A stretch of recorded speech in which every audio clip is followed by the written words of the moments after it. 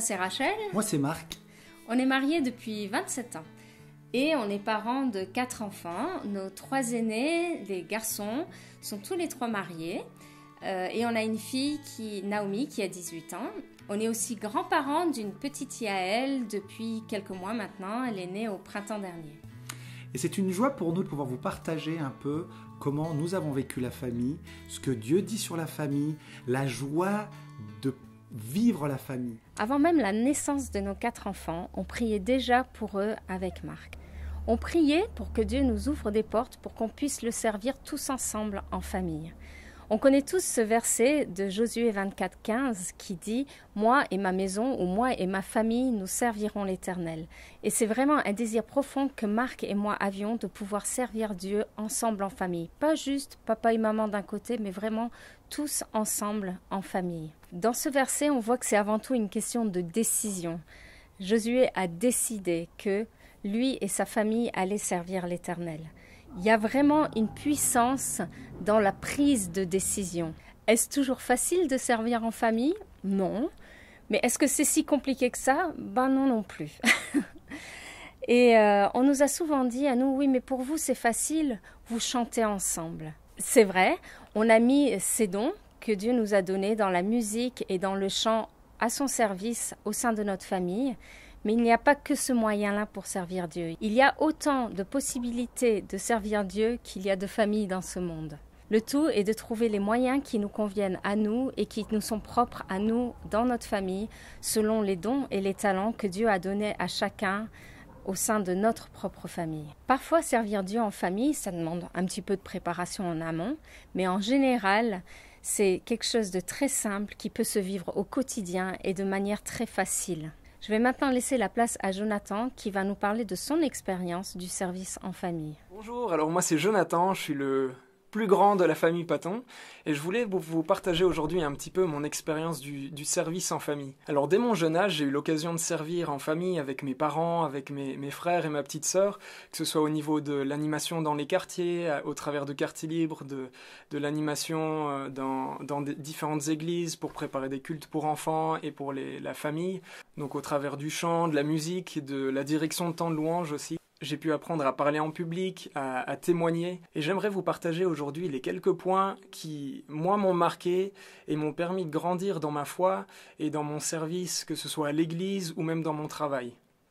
Alors une première chose qu'on a vraiment pris l'habitude de faire en famille, c'est qu'avant tout service, quel qu'il soit, que ce soit une animation dans un quartier ou un temps de louange ou un culte pour enfants et pour la famille, c'est qu'on a essayé en tout cas de toujours prendre l'habitude de prendre un temps de prière, même avant une répétition, de prendre un temps ensemble où on se recentre sur Dieu, parce qu'on ne fait pas ça pour nous, on ne fait pas ça pour que les gens disent « Waouh, regardez ce qu'ils font ». On fait vraiment ça parce qu'on veut honorer Dieu et le glorifier. Et donc c'est lui qui doit avoir toute la place. Et si dès le début, avant de commencer quoi que ce soit, on prend un temps ensemble et on lui donne toute la place, on lui demande de nous inspirer, de nous équiper, et ben ça fait déjà toute une différence. Une autre chose que j'ai réalisée aussi, c'est qu'on est tous uniques et importants. Dieu nous a créés tous différents, avec des capacités, des dons, une personnalité unique qu'on peut mettre à son service pour être des instruments de bénédiction autour de nous. Et une chose qui est super importante, c'est que dès notre jeune âge, on peut déjà servir. On n'a pas besoin d'attendre d'être grand, mature, super qualifié pour servir Dieu. Mais Dieu, s'il nous a donné des capacités, c'est pour les utiliser et il n'y a pas d'âge pour commencer. Et on a tous une place et c'est à nous de la prendre. Et c'est aussi à nous de laisser la place aux autres pour qu'ils puissent servir avec nous. Et si on croit dans le potentiel et les dons et les talents que Dieu a mis dans ses enfants, on serait étonné de voir ce que Dieu est capable de faire même au travers d'eux et ce qu'ils peuvent nous apporter à nous aussi.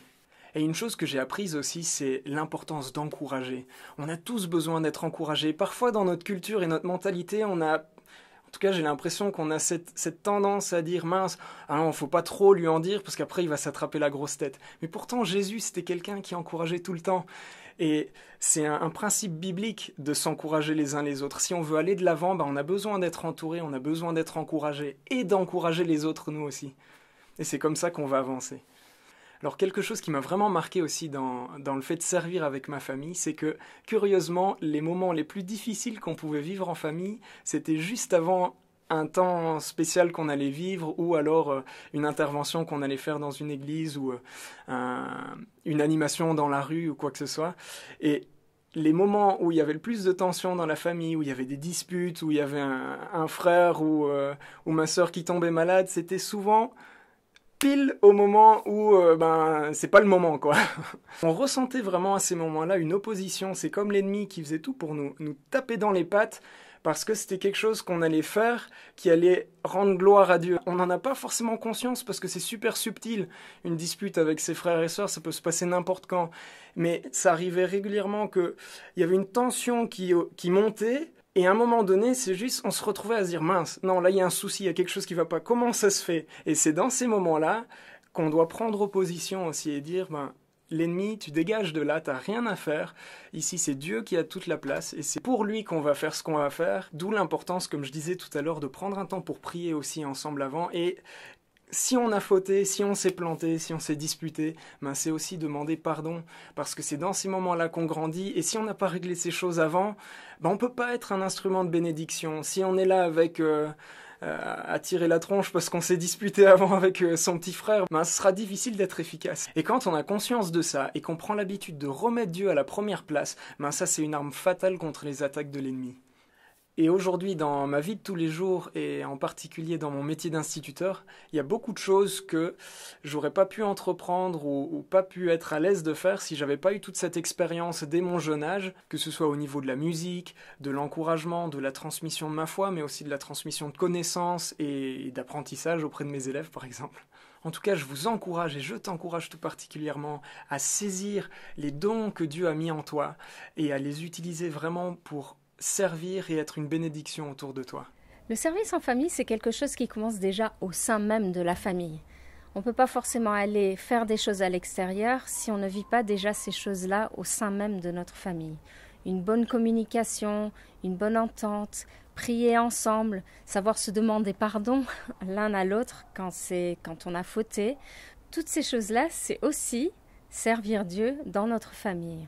Comme je disais tout à l'heure, il y a autant de choses qui peuvent être mises en place pour servir Dieu en famille qu'il y a de familles dans ce monde.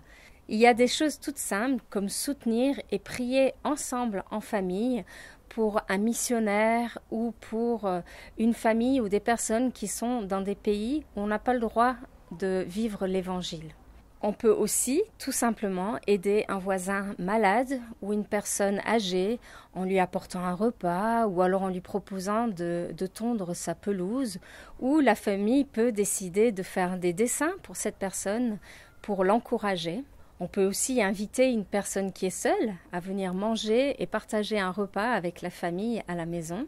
On a des amis qui aussi, à la période de Noël, maintenant ça peut être n'importe quand dans l'année aussi, ont fabriqué des petits biscuits, les ont mis dans des sachets et sont allés les distribuer à des sans-abri de la ville où ils habitent.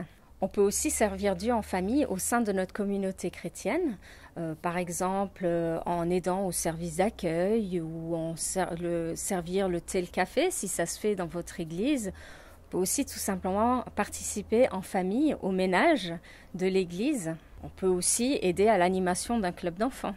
Le service en famille, ça peut aussi être s'engager ensemble à aider dans une association qui se met au service des personnes démunies de notre région. Il y a tellement de choses très simples qui peuvent être mises en place juste pour aider les personnes autour de nous. Et c'est des choses qu'on peut aussi expérimenter en famille. Et toutes ces choses-là nous aident à grandir dans notre famille, nous aident à grandir dans notre amour l'un pour l'autre, dans notre amour pour Dieu. Il n'y a pas de limite à tout ce qu'on peut apprendre des uns des autres et apprendre de Dieu tout simplement en servant et en faisant des choses ensemble en famille. Certaines choses vont peut-être demander plus de temps, ou plus de réflexion, ou plus de finances. Mais si une famille a l'opportunité de pouvoir même partir à l'étranger, tous ensemble, pour servir Dieu ou pour aider dans une mission ou dans une association au niveau de l'humanitaire, là aussi c'est incalculable toutes les choses qui vont être apprises par la famille. On va apprendre des choses sur une nouvelle culture, sur un nouveau pays, et en même temps, on peut aider les populations dans ces pays-là et tout simplement venir et les bénir pendant un certain temps. On peut aussi développer l'esprit de générosité dans notre famille en proposant par exemple de parrainer un enfant ou d'aider financièrement une mission ou une personne qu'on a particulièrement à cœur en tant que famille. Toute la famille n'est pas forcément sur place quand il y a un service qui est fait, mais n'empêche que toute la famille peut quand même être présente par la prière pour soutenir la personne qui va servir. Par exemple, dimanche prochain, papa va prêcher dans une église.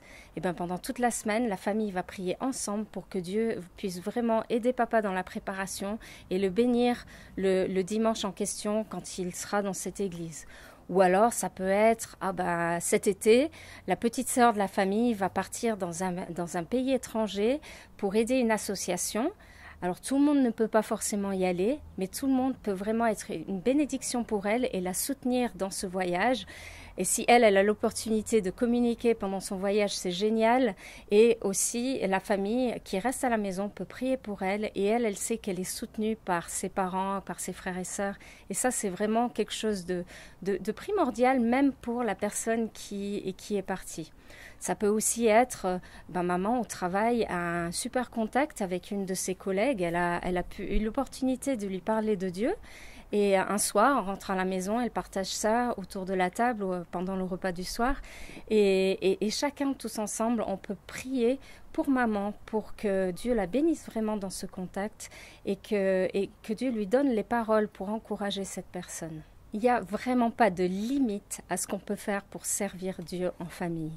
Et on veut tout simplement vous encourager vraiment à prendre le temps de réfléchir, prendre le temps de partager, peut-être prendre le temps juste de mettre sur une feuille toutes les choses que vous aimez faire et vraiment prier pour ça et demander à Dieu de vous ouvrir tout simplement les portes et ensuite de vous engager dans ces voies-là, dans ces portes-là, dans ces ouvertures que vous avez pour tout simplement faire les choses que vous avez à cœur de faire en famille. Il n'y a pas non plus de limite d'âge. Un enfant très jeune, voire même un bébé, peut aussi être une bénédiction et une personne âgée, Dieu n'en a pas fini avec elle non plus, elle a encore aussi des choses à donner. Vraiment, on vous encourage vraiment tout simplement à vous placer devant Dieu, à prendre cette décision comme Josué l'a fait, moi et ma famille nous servirons l'Éternel.